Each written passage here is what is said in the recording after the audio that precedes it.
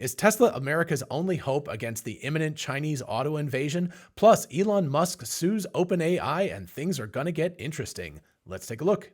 Hey y'all, it's Dr. Know-It-All. I want to start with the lawsuit here. This is a CNN article. I will leave links to everything in the description as always. It starts off with Elon Musk sues OpenAI and CEO Sam Altman for breach of contract and also some other people on the board, etc. Anyway, it's a pretty significant lawsuit, and in my mind it has a reasonable amount of standing, although I am by no means a lawyer here, so take that with a grain of salt.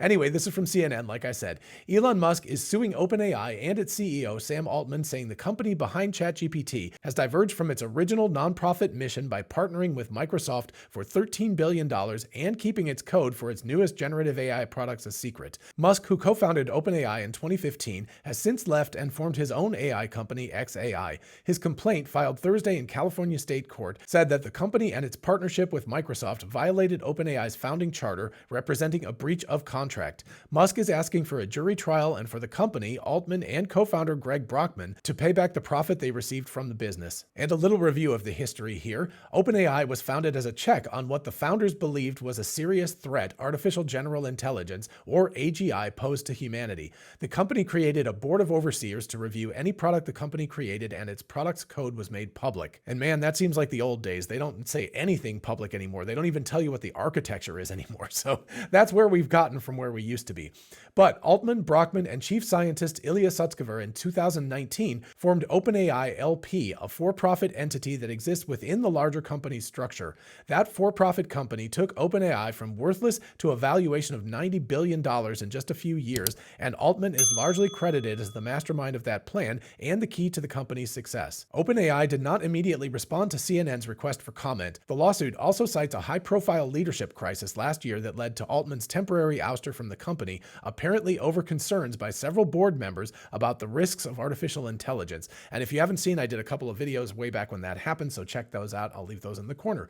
After days of uncertainty and an intervention by Microsoft, Altman was restored to his position in what industry analysts said was a victory for those seeking to commercialize AI technology. And of course, that was probably the moment when Elon Musk decided that he was going to end up suing OpenAI. Continuing on, Thursday's lawsuit repeats that claim. The public is still in the dark regarding exactly what the board's deliberative review process revealed that resulted in the initial firing of Mr. Altman, the complaint said. However, one thing is clear to Mr. Musk and the public at large: OpenAI has abandoned its irrevocable nonprofit mission in the pursuit of profit.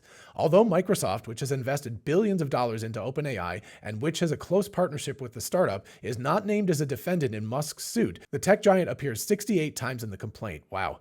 Much of the lawsuit takes issue with Microsoft's apparent influence over OpenAI and Microsoft's economic position. Musk has previously threatened to sue Microsoft and accused it of stealing content from X, Musk's social media company, to train Microsoft AI tools. OpenAI Incorporated has been transformed into a closed-source de facto subsidiary of the largest technology company in the world, Microsoft, Thursday's lawsuit said. Under its new board, it is not just developing but actually refining an AGI to maximize profits for Microsoft.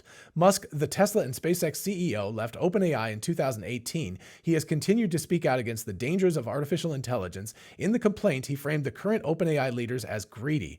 Where some, like Mr. Musk, see an existential threat in AGI, others see AGI as a source of profit and power, the complaint stated. So there you have it. It's a pretty significant lawsuit, and Elon Musk's claim to have standing here is that he invested a large amount of money to start up the company and actually helped to formulate the original documents and the direction of the company with Sam Altman. So he is saying that he is an aggrieved party. He's not asking for any money, but what he wants to do is separate Microsoft and OpenAI, have OpenAI publish all of their research and not be secretive anymore, and go back to their open AI roots. And again, like I said at the beginning, I think personally that this seems to have some standing. I am not a legal scholar, so who the heck knows? There may be all kinds of precedent which says that not-for-profit companies can become for-profit and then go from open source to closed source and do whatever the heck they want to, and get into a situation where they might end up becoming a monopoly with the largest tech company in the world, or one of the largest tech companies in Microsoft.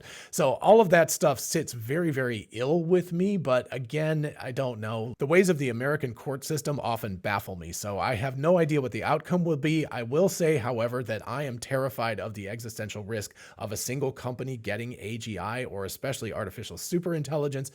with any kind of lead over other companies. I would much rather have it be a million of these things out there rather than one, because that kind of power is too great for any one individual to have. So that's my personal opinion. I personally hope that Elon wins this and OpenAI has to divulge everything that they've been doing, because it sounds like their Q-Star algorithm, and again, if you haven't seen that video, I'll leave that up there as well, but it sounds like the Q-Star discovery could have been something where they realized that this entity could be something like AGI. And the board realizing this and realizing that Sam Altman was not going to go the direction of then severing their ties with Microsoft, because their contract specifically says that OpenAI gives Microsoft everything up until the moment they discover AGI.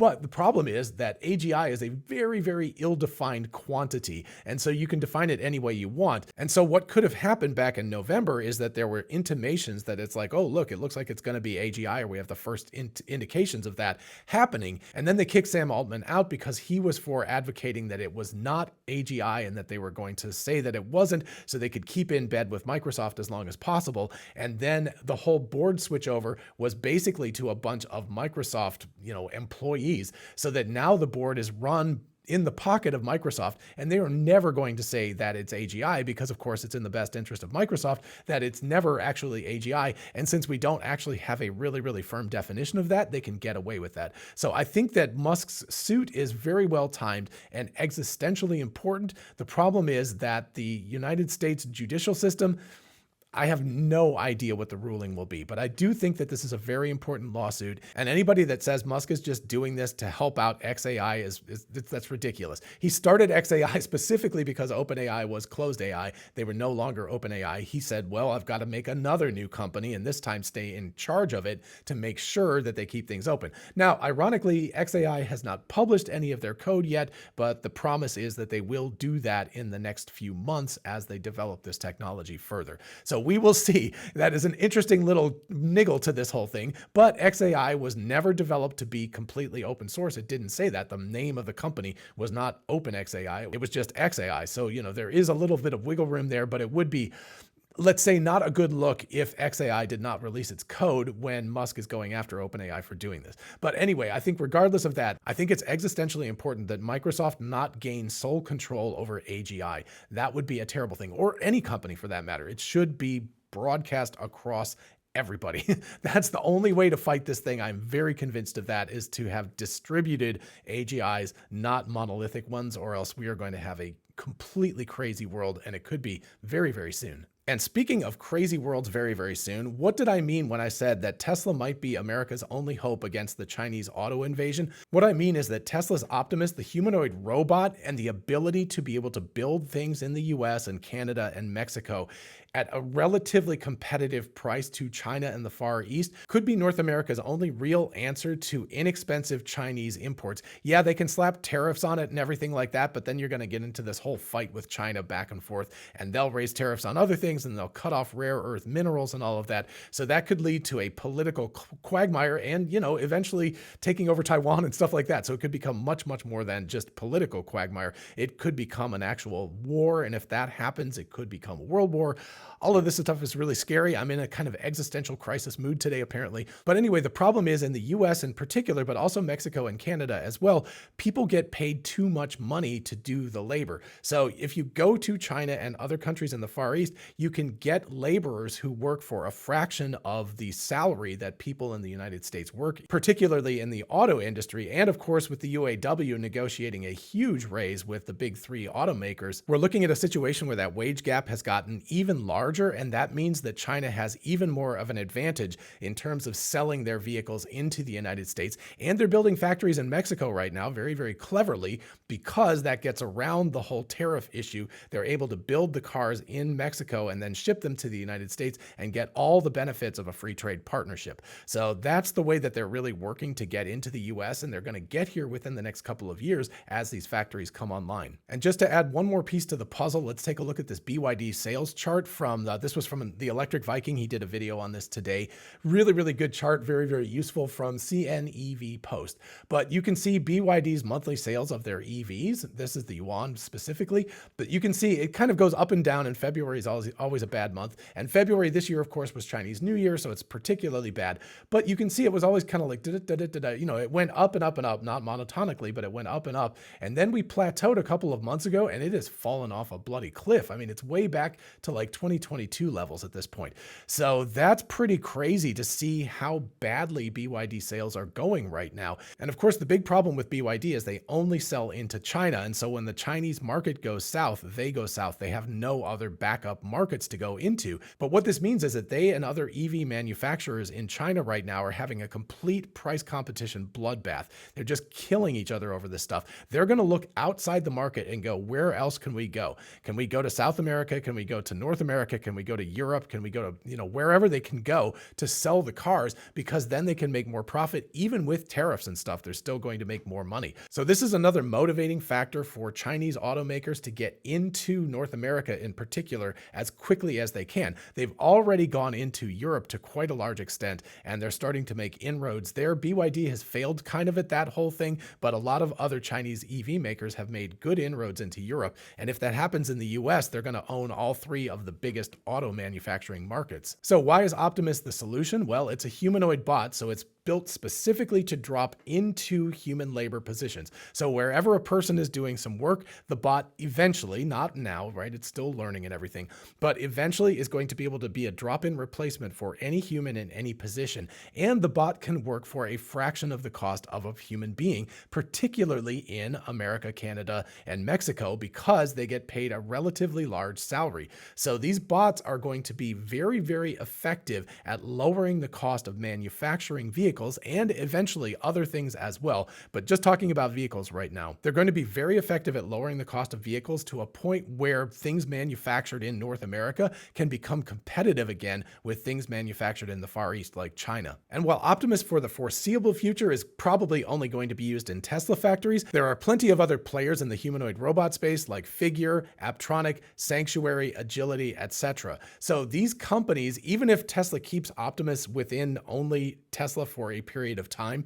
these other companies can fill in the gaps, and they can produce robots that can work in other industries around North America and around the globe as well. And this will allow the United States in particular, like I said, and Canada and Mexico, etc., to lower the cost of labor through using these bots so that they can produce products, not just cars, but other products, to be as inexpensive as China. And we can see recently that Mexico has actually taken over as the #1 trade partner with the United States from China, which has dominated for the past decade plus. So that's a really big sign that we're seeing major shifts in terms of the way the world is working and in terms of trade between countries. So is this going to be fantastic for the US worker? Probably not. I think at first they're going to fill in jobs that, you know, they just have a hard time replacing people because there's high turnover.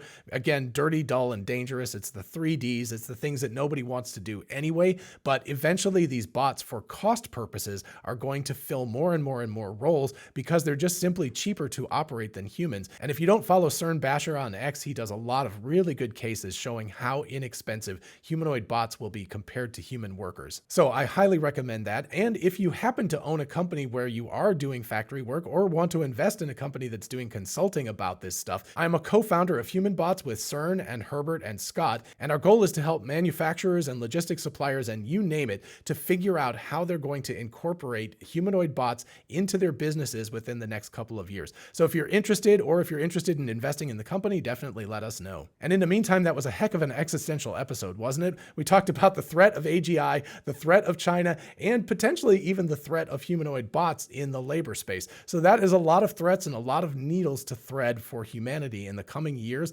Hopefully we will do a good job. Let me know what you think about the possibilities in the description, and I will see you in the next one.